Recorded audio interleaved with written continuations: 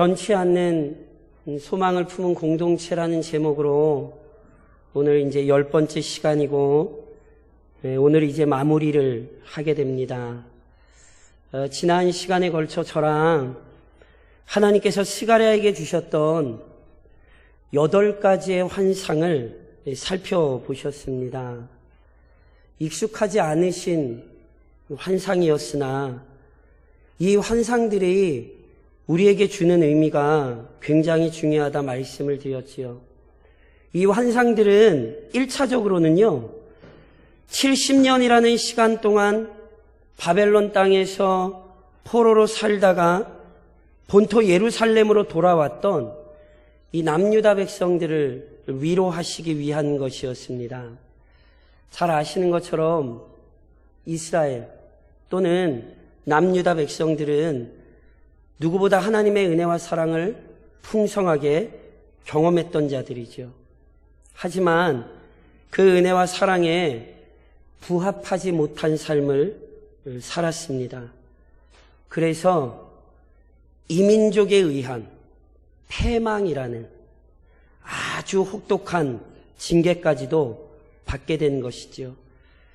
물론 이 혹독한 징계마저 아버지 하나님께서 자녀인 이스라엘을 온전하게 만드시는 과정이었습니다.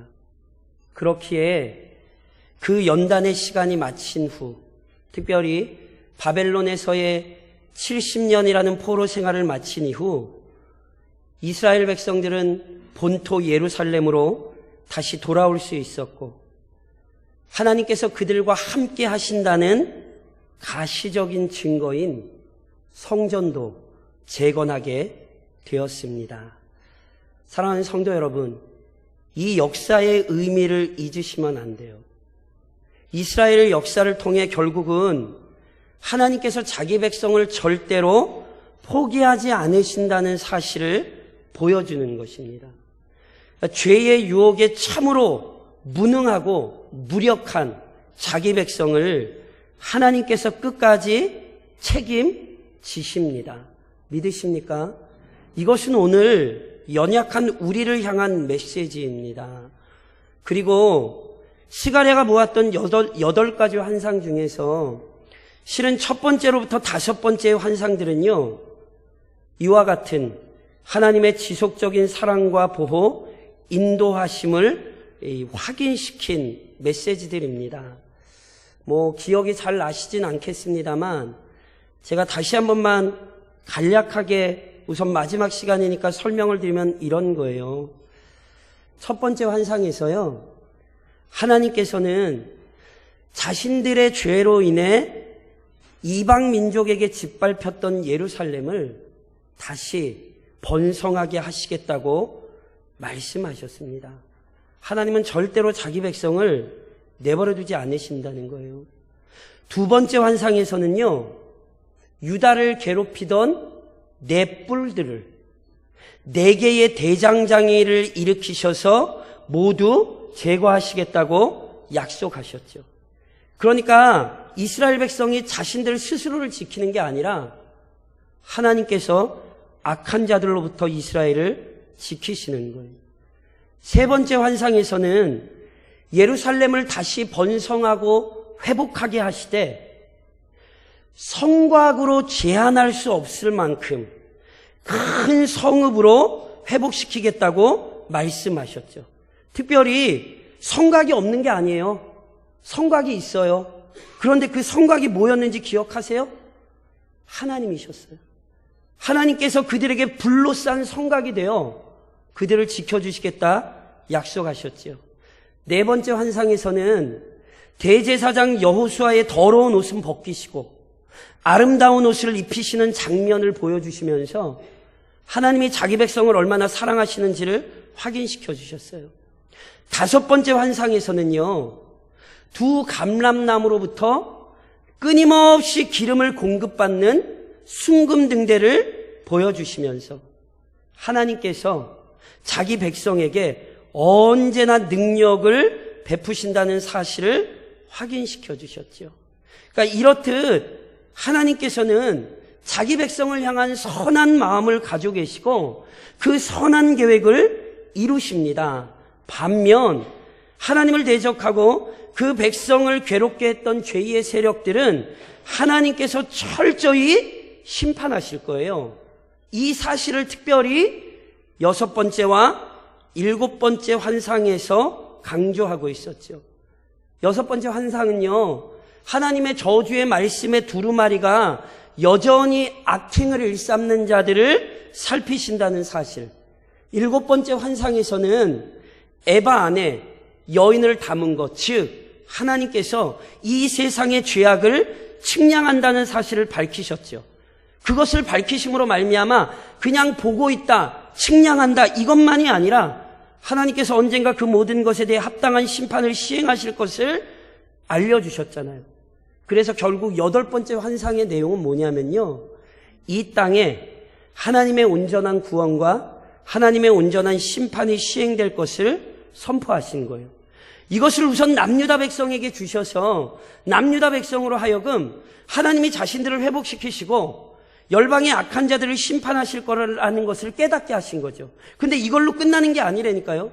궁극적으로 이 모든 메시지들은 거룩하고 공의로우신 하나님께서 이 땅의 죄의 세력은 멸하시고 오직 그의 영광이 가득한 나라를 이루실 것을 알려주신 거예요. 제가 이 설교가 스가랴의 환상이 너무너무 어려워서 실은 지난 10시간 동안 실은 저는 굉장히 괴로웠거든요. 왜냐하면 이 환상이 너무 어려운 걸 제가 풀어내려고 하려니. 근데 오늘 마지막 시간 돼서 성가대 찬양 때문에 제 마음의 기쁨이, 슬픔이 다 사라졌어요. 왜냐하면 성가대 찬양이 스가랴의 환상의 핵심이에요. 주의 영광 가득한 그날이 이루어진다고요. 이 땅에 온전한 하나님의 나라가 이루어진다고요. 이게 스가랴가 보았던 8가지 환상의 핵심이고요. 이게 인생의 역사의 종착점이고요. 이것이 바로 변치 않는 소망입니다. 교회는 주께서 그 날을 주실 것을 알고 오늘 그 날을 바라보며 사는 거예요. 그리스도인이세요? 그러면 그날에 대한 소망이 있으셔야 되는 거예요. 그리스도인이라고 하면서 그 영광스러운 날에 대한 소망이 없다면 그는 그리스도인이라 부를 수 없고, 그 변치 않는 소망을 품은 공동체가 아니라면 그것은 교회라 불릴 수 없는 것입니다. 그러면서 오늘 다시 한번 이 환상이 우리에게 어떻게 실현되는가를 본문이 설명하고 있지요. 하나님께서는 자신의 모든 계획을 이루시기 위해 약속하신 한 사람을 보내십니다. 하나님께서 스가랴에게 8가지 환상을 보여주시면서 최종적으로 이루어질 하나님의 나라에 관해 말씀하셨죠. 그리고 나서 오늘 본문은 이어서 스가랴에게 말씀을 주시는 거예요. 여호와의 말씀이 내게 임하여 이르시되. 그러니 8개의 환상에 이어서 이 말씀이 등장하고 있다는 것은 오늘 본문의 말씀이 환상과 연관되고 있음을 알려주시는 거예요. 그래서 본문에 보면 어떤 내용이 있냐면 하나님께서 스가랴에게 명령을 내리세요. 근데 그 명령의 내용이 이런 것입니다. 하나님께서 작정하신 바벨론 포로 70년이 마친 때 바사왕 고레스의 명령에 따라 본토로 귀환했던 유다 백성들의 숫자는 적었습니다.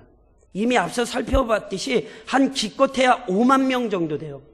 백성들 대부분은 본토로 돌아오지 않고 바벨론 땅에 그냥 머물러 있었습니다. 여기에는 이유가 있어요.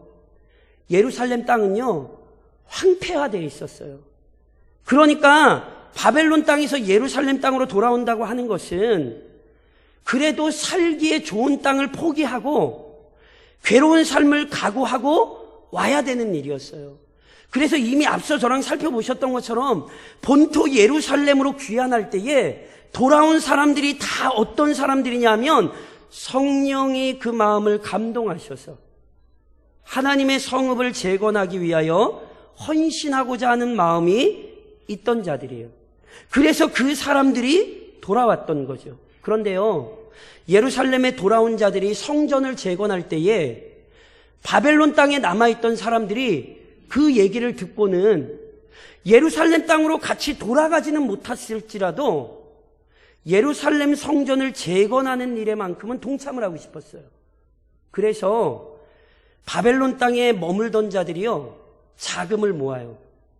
그리고는 그 자금을 모아서 대표를 통해 예루살렘 땅으로 보낸 거예요.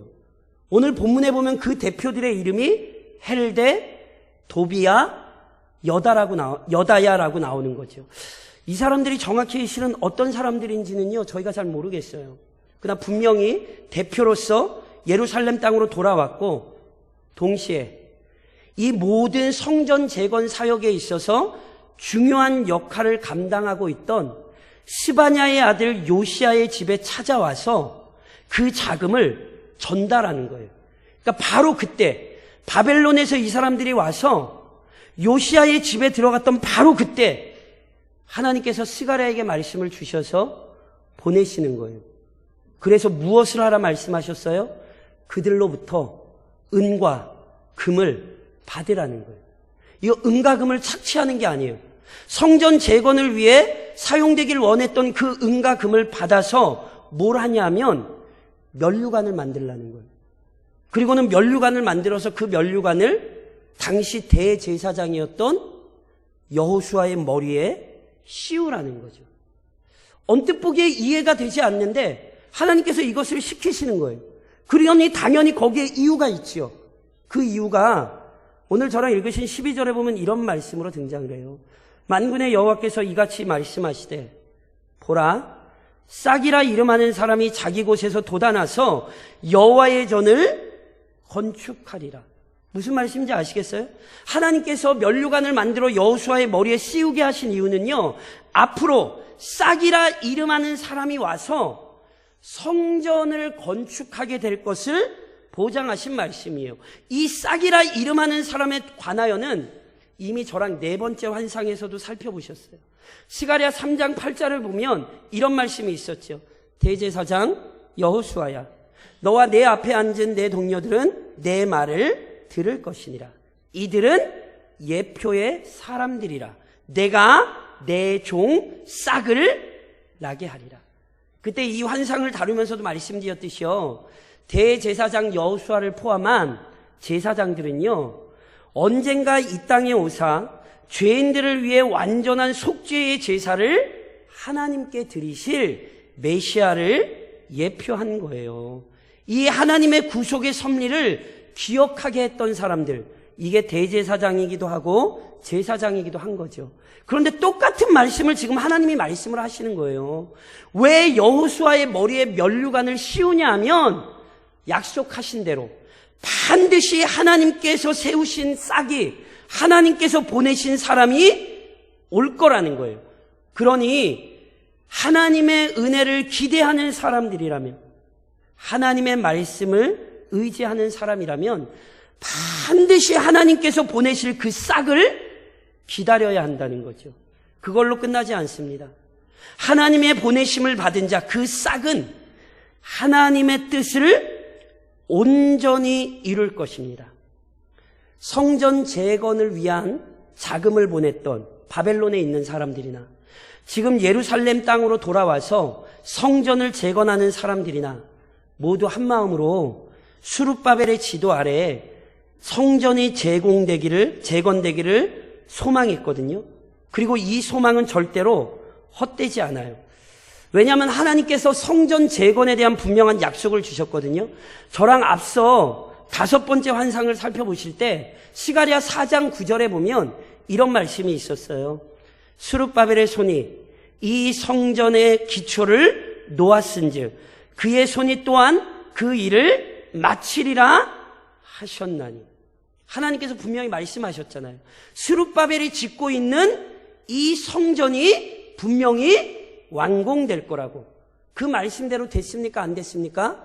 됐습니다. 그래서 앞서 설명드렸듯이 2번째 재건에서 짓는 이 성전을 지도자인 수룹바벨의 이름을 따라 수룹바벨 성전이라 부르는 거예요.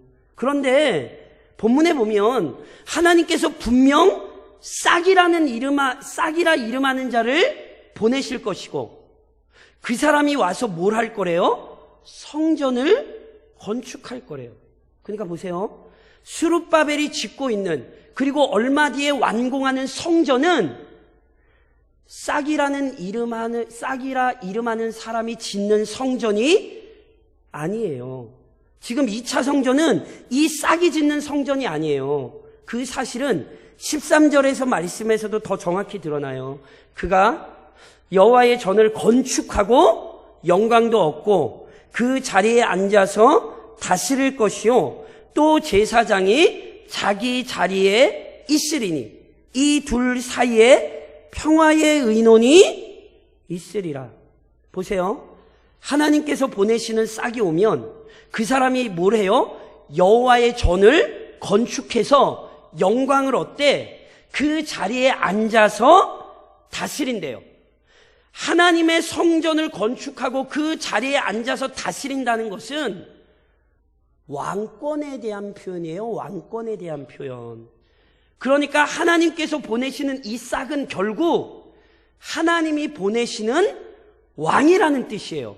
그런데 이분은요, 이 싹은요, 단순히 왕이기만 한 게 아니에요. 또 제사장이 자기 자리에 있으리니 이 둘 사이에 평화의 의논이 있으리라. 우리말로 좀 언뜻 이해가 되지 않는 이 구절, 원래 해석이 좀 어렵습니다. 그런데 이 구절의 의미를 일반적으로 어떻게 이해하냐면요, 왕권을 가진 그 싹이 동시에 제사장의 사역도 수행을 할 거라는 거예요. 그러니까 다시 말씀드리면 하나님께서 보내시는 싹은 왕이기도 하고 제사장이기도 해요. 그런데 왕이나 제사장이 다 어떤 사람들인지 아시죠? 유다 백성들에게 있어서 왕이나 제사장은 다 어떤 사람들이냐면 하나님과 백성들 사이에서 백성들에게 하나님의 뜻을 가르치며 백성들을 하나님의 길로 인도하는 직분을 맡은 사람들입니다. 그러니까 결국 이 싹이 와서 하는 일은 분명해요. 이 싹이 와서 하는 일은 백성들에게 하나님의 뜻을 알릴 것이고 그 백성들을 하나님께서 원하시는 온전한 길로 인도하실 거란 말이에요. 완전한 왕이요, 완전한 제사장이 된다는 거죠. 이것은 당시 유다 백성들에게 굉장히 중요해요. 왜냐하면 유다의 역사를 보면 유다 백성들은요, 악한 왕, 악한 제사장 때문에 고생 많이 했습니다. 예를 들면 하나님께서 남유다의 패망에 대해 예고하실 때 이렇게 말씀하셨어요. 므낫세가 지은 죄 때문에 내가 남유다에게 은혜를 베풀지 않겠다고. 그러니 얼마나 악한 왕의 영향력이 컸던 것입니까? 또한 남유다 말기의 상황을 스바냐 선지자는 스바냐 3장에서 이렇게 설명을 해요. 그의 선지자들은 정솔하고 간사한 사람들이요, 그의 제사장들은 성소를 더럽히고 율법을 범하였도다. 제사장들이 뭐예요? 오히려 성소를 더럽히고 율법을 범했대요. 유대의 역사를 보면 왕과 제사장들의 타락이 백성들을 더 깊은 구렁텅이로 내몰았어요. 그런즉 참된 왕, 참된 제사장의 등장은 이스라엘에게 큰 위로요, 소망이 되는 거죠. 그분을 기다릴 수밖에 없는 건 그분이 와서 하나님의 뜻을 이룰 때에 참된 평안이 이루어지기 때문입니다.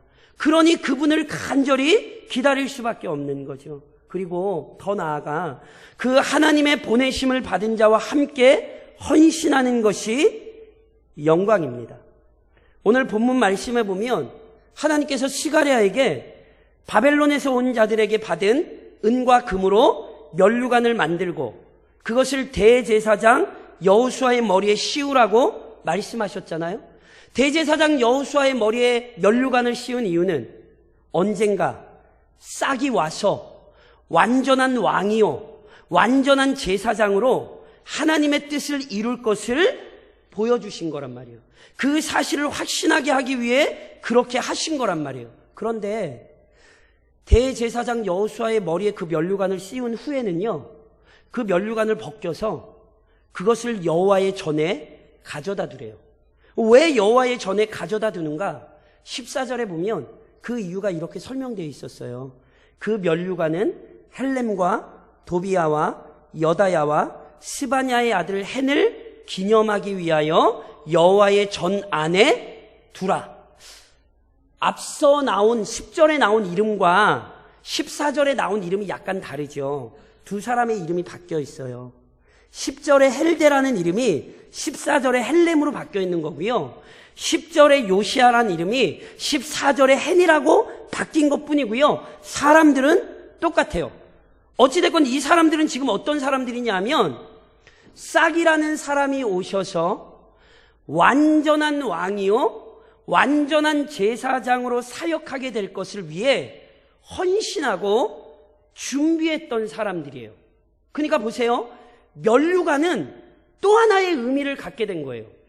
우선은 싹이라는 분이 오실 것을 기다리게 하는 의미도 있지만 그 싹이라는 분이 오실 때까지 그 일을 위하여 헌신하고 수고하는 자들이 복되다는 사실을 이 면류관이 지금 기억시키고 있는 거예요.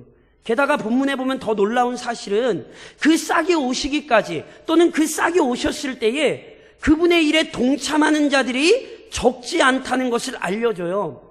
본문 15절에 이런 표현이 있었어요. 먼데 사람들이 와서 여호와의 전을 건축하리니. 싹이 와서 여호와의 전을 건축할 때에 먼 데서부터 사람들이 와서 같이 그 여호와의 전을 건축할 거라는 거예요. 이것은요 이미 앞선 환상에도 나왔어요. 스가랴 2장 11절에 보면 이런 말씀이 있어요. 그날에 많은 나라가 여호와께 속하여 내 백성이 될 것이요 나는 내 가운데에 머물리라. 그날에 많은 나라가 여호와께 속한대요. 다시 설명드리면 싹이 와서 여호와의 성전을 건축할 때에 열방들이 함께 모여 그 성전을 건축하는 일에 동참할 거예요. 그런데 열방이 모여 그 성전 건축하는 일에 동참하는 그것 자체가 굉장히 존귀하다는 사실을 본문이 예고하는 거라니까요. 왜요? 앞서 말씀드렸잖아요. 싹은 왜 오냐 하면 하나님의 뜻을 성취하기 위하여 그 싹은 오는 거예요. 그러니까 싹이 하는 일은 다 어떤 일이냐 하면 하나님의 뜻을 이루는 거란 말이에요.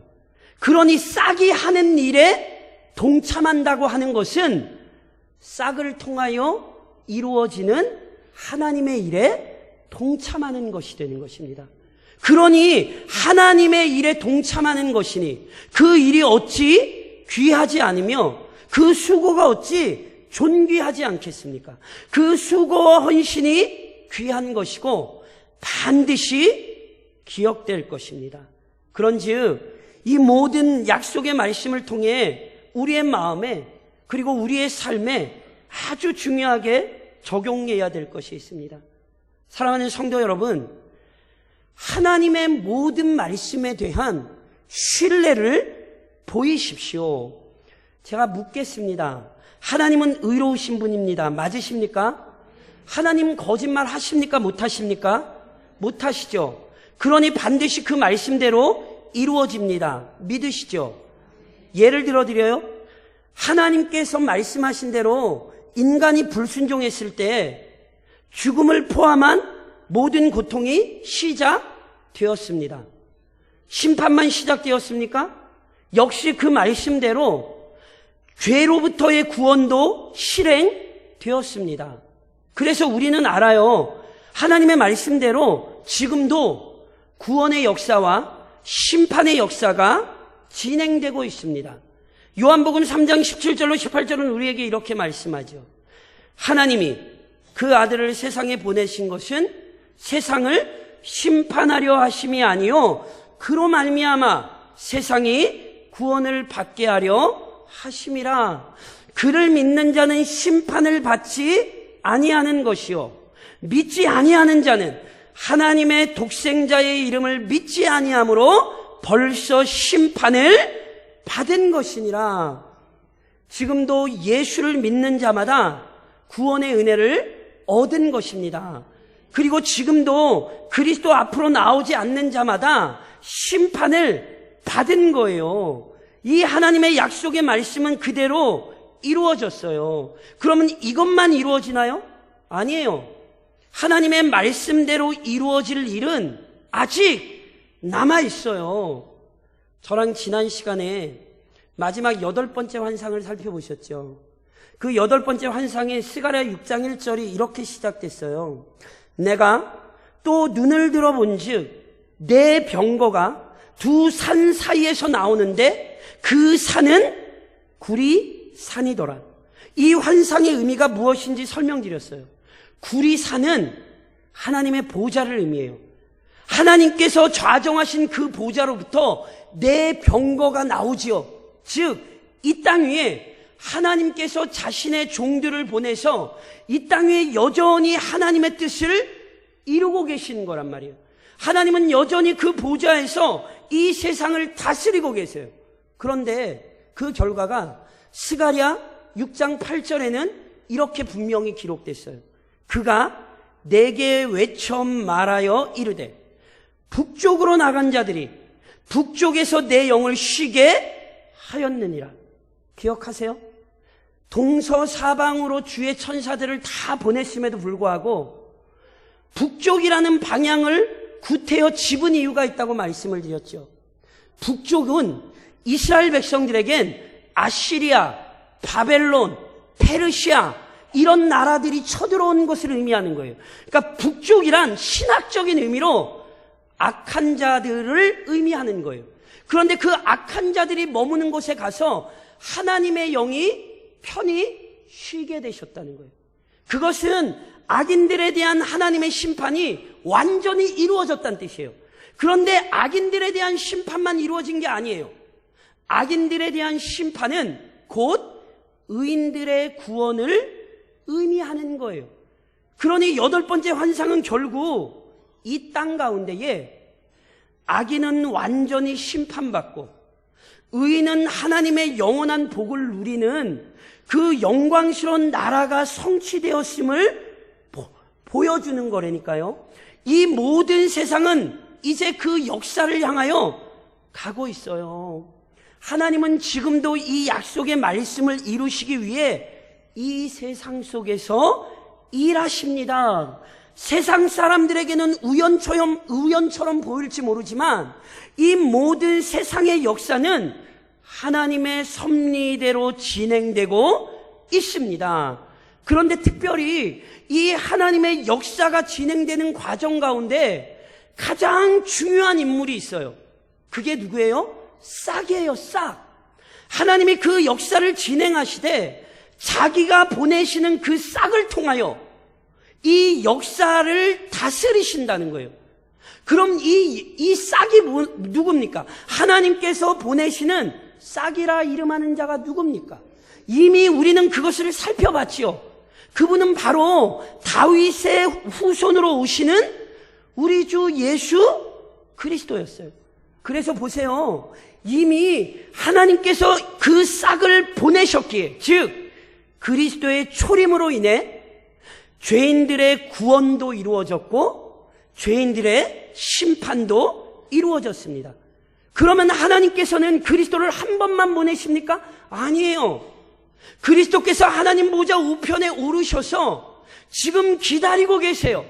하나님은 싹이라 이름하는 자를 다시 보내실 거예요. 그래서 그리스도의 재림으로 완전한 구원과 완전한 심판이 완성되지요. 그것을 우리 믿음의 선배인 다니엘은 이렇게 보았습니다. 내가 또 밤 환상 중에 보니 인자 같은 이가 하늘 구름을 타고 와서 옛적부터 항상 계신 이에게 나아가 그 앞으로 인도되매 그에게 권세와 영광과 나라를 주고 모든 백성과 나라들과 다른 언어를 말하는 모든 자들이 그를 섬기게 하였으니 그의 권세는 소멸되지 아니하는 영원한 권세요 그의 나라는 멸망하지 아니할 것이니라. 하나님께서 우리 주 예수 그리스도에게 권세를 주셨고 그가 이제 재림하사 영원한 나라를 시작시키실 것입니다. 하나님을 믿는다라고 하는 것은, 하나님의 약속을 믿는다라고 하는 것은 결국 이것을 굳게 신뢰하는 것입니다. 그리스도인의 삶이 달라지는 궁극적인 원인은 변치 않는 소망, 즉 그리스도 예수의 재림과 함께 이루어지는 영원한 하나님의 나라를 알기 때문에 그래요. 기독교 신앙이란 단지 이 땅 가운데서 잘 먹고 잘 사는 것도 아니고 평안한 삶을 누리는 게 아니에요. 단지 예수 믿어 죽어 천국 가는 게 아니에요. 이 땅을 살면서 언젠가 성취될 그 영원한 하나님의 나라를 소망하며 사는 것, 이것이 그리스도인의 삶이며 이 변치 않는 소망을 품은 공동체가 교회인 것입니다. 그러니 오늘 이 소망을 확인하셔야 되는 것입니다. 더 나아가서 그리스도께서 친히 감당하신 영원하고도 영광스러운 사역을 의지하십시오.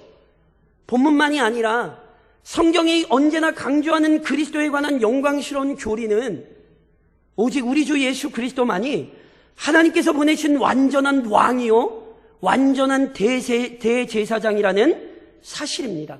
다시 말씀드리면 하나님의 백성들은 오직 그리스도로 말미암아 풍성한 은혜를 누리게 돼요. 그래서 바울 선생님은 로마서 5장에서 이렇게 말씀하셨죠.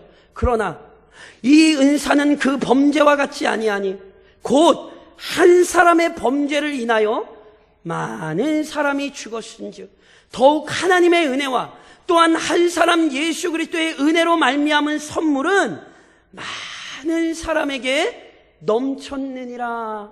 우리의 노력이나 수고가 아니라 우리의 자격이나 조건 때문이 아니라 오직 하나님께서 보내신 그리스도 안에서 우리는 풍성한 은혜와 은총을 누리게 되었습니다. 그리스도께서 완전한 왕이 되셨기에 하나님의 부르심을 받은 자녀들은 지금도 맹렬하게 벌어지고 있는 악한 사탄과의 전쟁에서 보호하심을 받습니다. 무엇보다 그리스도의 승리는 그의 자녀들의 승리입니다. 그래서 우리 주님이 사탄의 권세를 짓밟으셨기에 우리 역시 언젠가 그 승리에 동참하게 되는 거예요. 그래서 요한계시록 17장은 우리에게 이렇게 알려주죠. 그들이, 악한 자들이, 사탄의 세력이 어린 양과 더불어 싸우려니와 어린 양은 만주의 주시오 만왕의 왕이심으로 그들을 이기실 터이요 또 그와 함께 있는 자들 곧 부르심을 받고 택하심을 받은 진실한 자들도 이기리로다. 우리의 발밑에 악한 사단의 권세가 무너질 것입니다. 왜냐하면 예수님이 우리의 완전한 왕이 되셨기에 우리는 그의 권세 아래서 악한 것으로부터 승리를 거둘 거예요. 동시에 그리스도께서 완전한 대제사장이 되시기에 그의 자녀들은 때로 큰 죄의 유혹에 넘어졌을지라도 다시 그 은혜를 덧입을 수 있어요. 요한일서 2장이 우리에게 무엇을 가르칩니까? 나의 자녀들아, 내가 너희에게 이것을 너희에게 쓰면 너희로 죄를 범하지 않게 하려 함이라. 만일 누가 죄를 범하여도 아버지 앞에서 우리에게 대언자가 있으니 곧 의로우신 예수 그리스도라. 죄 많은 이 세상 가운데 살면서 죄 짓지 않는 자가 누가 있습니까? 이번 한 주간 우리 중에 누가 범죄하지 않은 자가 있습니까? 그러나 이 시간 우리가 함께 하나님을 찬양할 수 있는 것은 여전히 우리의 죄를 품고 우리를 위하여 기도하시며 이미 그 모든 죄의 권세를 깨트리신 우리 주님이 하나님 앞에 우리를 위하여 중보하시기 때문이죠. 그래서 오늘도 이 시간 우리가 하나님의 은혜 앞에 제외되지 않을 수 있는 것입니다. 더 나아가 그리스도께서 완전한 선지자가 되신다는 사실도 성경은 알려주잖아요. 그래서 그리스도께서 완전한 선지자가 되시기에 그리스도를 믿는 자마다 영원한 아버지 하나님을 바르게 알고 섬기는 자가 되었지요. 마태복음 10장은 우리에게 이렇게 알려줘요. 나를 영접하는 자는 너희를 영접하는 자는 나를 영접하는 것이요 나를 영접하는 자는 나를 보내신 이를 영접하는 것이니라. 그리스도께서 우리에게 하나님을 알리셨고, 그래서 우리는 그리스도 안에서 하나님의 자녀들이 되었고 하나님의 백성이 되었습니다. 그래서 하나님께서 영원토록 우리를 책임지시는 관계를 우리는 지금 누리며 사는 거죠. 이처럼 성경은 그리스도로 말미암아 우리에게 모든 풍성한 은혜가 주어졌다고 가르치는 거예요. 그러니 우리의 의무는 분명합니다. 그리스도를 더욱 깊이 묵상하십시오. 그분이 행하셨던 모든 일을 의지하여 풍성한 은혜를 구하십시오. 가장 비참한 인생은 그리스도와 상관없는 인생입니다. 가장 무력한 인생은 그리스도를 주로 모시지 않는 인생입니다. 요한복음 15장이 우리에게 이렇게 알려주죠. 나는 포도나무요 너희는 가지라. 그가 내 안에 내가 그 안에 거하면 사람이 열매를 많이 맺나니 나를 떠나서는 너희가 아무것도 할 수 없음이라. 그리스도를 떠나 아무것도 할 수 없는 인생이 되지 마시고 그리스도 안에서 풍요로운 은혜를 누리며 그 은혜 가운데에 하나님을 따라가는 믿음의 삶을 살아가십시오. 그리고 그 가운데에 그리스도께서 이루시는 영광스러운 사역에 동참하십시오. 본문은 싹이라 이름하는 자, 즉 그리스도께서 이 땅에 오셔서 하실 일을 성전을 건축하는 거라 그랬어요. 성전을 건축하는 것. 그렇다면 예수님이 성전 건축하셨습니까? 눈에 보이는 성전을 예수님이 벽돌을 가지고 쌓지 않으셨죠. 그러나 예수님은 진정한 의미의 성전을 건축하셨어요. 그게 무엇입니까? 바로 예수 그리스도를 머리로 하는 하나님의 백성 공동체, 즉 교회입니다. 예수 안에서 우리는 하나님의 교회로 부르심을 받아, 우리는 하나님의 지체로 부르심을 받아 한 몸을 이루게 된 것이죠. 무엇보다 그 교회 공동체는요, 먼데 사람이 와서 성전 건축에 동참할 것이라는 말씀대로 온 열방에서, 온 족속 중에서 하나님의 백성들이 모아졌습니다. 이미 이사야 11장에도 이렇게 예언하고 있었어요. 그날에 이새의 뿌리에서 한 싹이 나서 만민의 기치로 설 것이요 열방이 그에게로 돌아오리니, 열방이 그에게로 돌아오리니 그가 거한 것이 영화로우리니. 교회는 어떤 것입니까? 열방이 돌아오는 것입니다. 그래서 열방이 주님 앞으로 돌아왔습니다. 물론 아직도 열방이 주의 앞으로 돌아와야 합니다. 그래서 그리스도께서 역사 속에서 자신의 교회를 세워나가실 때 그 위대한 일에 함께 참여하여 헌신한 자들이 있었다는 사실을 놓쳐서는 안 됩니다.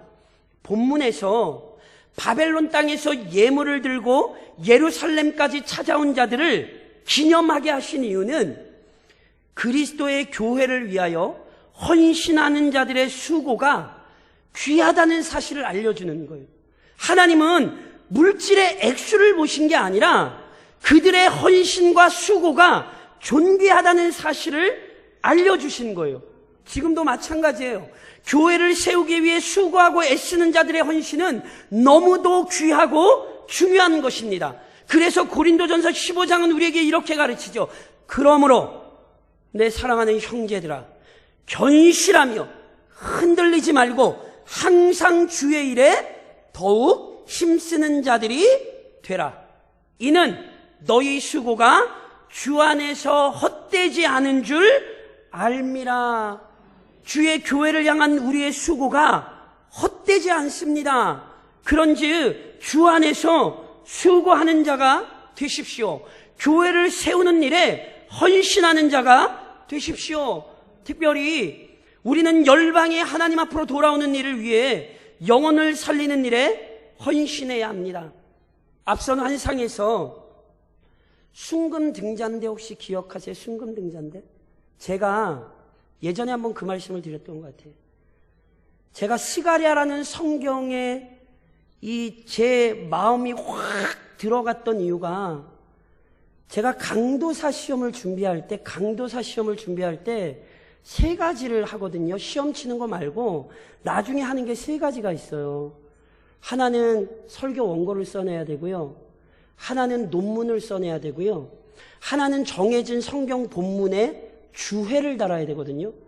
그런데 제가 강도사 시험 볼 때 그 설교 본문 주제가 스가랴서 순금 등대 환상이었어요. 저는 그 주제를 하면서 얼마나 많이 울었는지 몰라요.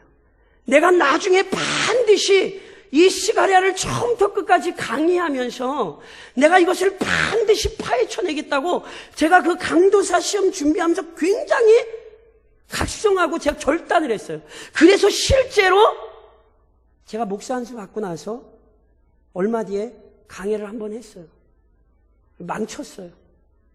그리고 얼마 전에 8가지 환상만 다시 한번 청년들 데리고 순화를 한 적이 있어요. 제대로 못했어요. 이번이 이 8번째 환상을 다루는 3번째였거든요. 그냥 뭐 보는 건 보는 거지만 강의를 하는 것 여전히 마음에 너무 깨림직해요. 왜냐하면 이 환상들의 영광스러움이 다 드러나지 않은 것 같아서. 그런데 제가 말씀드렸듯이 제 마음을 사로잡았던 환상이 이 환상이에요. 스가랴 4장 2절에 이런 말씀을 있잖아요. 그가 내게 묻되 내가 무엇을 보느냐? 내가 대답하되 내가 보니 순금 등잔대가 있는데. 앞서 설명드렸듯이 교회가 뭘로 비유됐어요? 순금 등잔대로 비유됐어요. 왜요? 교회는요, 아무리 부패한 세상 속에 있어도 순금처럼 하나님께서 정결하게 구별하신 공동체예요. 아무리 문제가 있고 아무리 어리석은 사람들이 모여있는 것 같아도 교회라는 것 자체가 하나님께서 구별하신 공동체예요. 그러니 교회의 권위를 훼손하시면 안 돼요. 더 나아가서 교회는 등잔이라니까요. 등잔이 뭡니까? 어두운 곳에 밝은 빛을 밝히는 것이잖아요. 교회가 어떤 곳입니까? 이 어두운 세상 속에 복음의 빛을 비추는 공동체예요. 그러니 교회가 이 어두운 세상에 복음의 빛을 비추지 못하면 그것은 존재의 이유가 없는 거예요. 하나님께서 61년간을 이 지역에 우리 교회를 세우셨는데 이 지역에 죽어가는 영혼들에게 구별된 모습을 보이지 못하고 거룩한 복음의 빛의 일을 비추지 못하면 우리는 61년, 62년, 100년을 있어도 우리는 무의미한 자들이에요. 그러니 오늘 말씀을 가슴 깊이 새기셔야 돼요. 사랑하는 교회가 구별되었었는가? 사랑하는 교회가 이 복음의 밝은 빛을 비추는 등잔대의 역할을 감당했는가? 우리는 돌아봐야 돼요. 예수 그리스도 재림하실 그날까지 이 사명을 부끄럽지 않게 감당해야 돼요. 특별히 이와 관련하여 우리에게 큰 위로가 되는 말씀이지요. 다니엘 12장에 이런 말씀이 있어요. 땅의 티끌 가운데 자는 자 중에서 많은 사람이 깨어나 영생을 받는 자도 있겠고 수치를 당하여서 영원히 부끄러움을 당할 자도 있을 것이며 지혜 있는 자는 궁창의 빛과 같이 빛날 것이요 많은 사람을 옳은 대로 돌아오게 한 자는 별과 같이 영원토록 빛나리라. 우리 주님 속히 재림하십니다. 그때의 영광 중에 나아가 영생을 받는 자도 있고 수치 중에 나아가 영원한 심판을 받을 자가 있습니다. 특별히 많은 사람을 옳은 대로 돌아오게 한 자가 영원토록 별과 같이 빛날 것입니다. 그러니 오늘 우리에게 주신 사명을 기억하시고 주님 앞에 부끄럽지 않은 신부로 오늘 이 땅을 살아가시기를 교회의 머리가 되신 주님의 이름으로 권면드립니다.